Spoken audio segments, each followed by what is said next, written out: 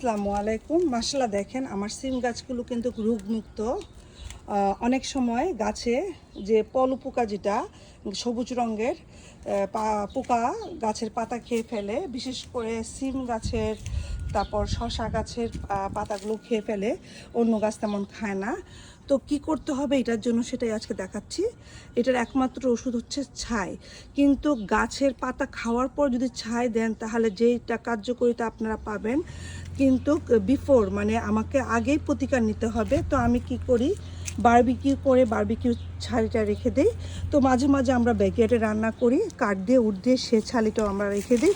তো আজকে ভোরবেলা বা বিকালবেলা দুইভাবে আপনি ছাইটা দিবেন। কোন সময় কখন দিবেন দেখেন, মাশাআল্লাহ গাছ ভর্তি শিম ফুল চলে আসছে। এই ছোট ছোট গাছের মধ্যে দেখেন মানে শিম, এই যে শিমের ফুল ফুটতেছে, দেখতে পাচ্ছেন খুব সম্ভবত। এই দেখেন শিমের ফুল চলে আসছে এখানে এখানে প্রতিটা গিরায় গিরায়। এটাই কেরালা শিমের একটা বৈশিষ্ট্য, প্রতিটা গিরায় গিরায় আপনার শিম আসবে। তো ছাই কিভাবে দিবেন, কখন দিবেন, মূল ভিডিওটা আসলে মূলত সেটার জন্যই।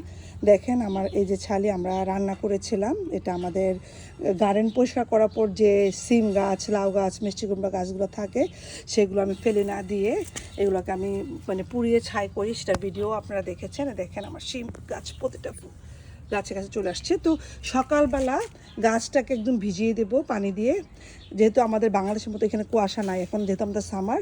আর এই ছালি আমি সকাল অথবা বিকাল, আবারও বলছি সকাল অথবা বিকালবেলা দিবেন, দুপুরবেলা দিবেন না। গাছকে আমি ভিজিয়ে দিয়েছিলাম পানি দিয়ে, যাতে করে ছালিটা থাকে। এটার কাজ মানে যদি ছালিটা যদি গাছে নাই থাকে তাহলে তো আমার ছালি দিয়ে লাভ নেই। তো এইভাবে করে আমি পুরা গাছগুলো মানে দেখেন আমি পানি দিয়েছি আগে। তো যেহেতু আমি এক হাতে ভিডিও করছি আর আরেক হাতে ছাড়ি দিচ্ছি, সেই জন্য পানিটা আমি আগিয়ে দিয়ে ফেলেছি। গাছগুলোকে আমি শাওয়ার করে দিয়েছি আর কি। হ্যাঁ, তো এভাবে আমি সবগুলা সিম গাছে পোকা পাতা খাওয়ার আগে আমি ছালি দিয়ে দিব। এটা খুবই উপকারী, একদম কার্যকরী, বিশ্বাস করবেন।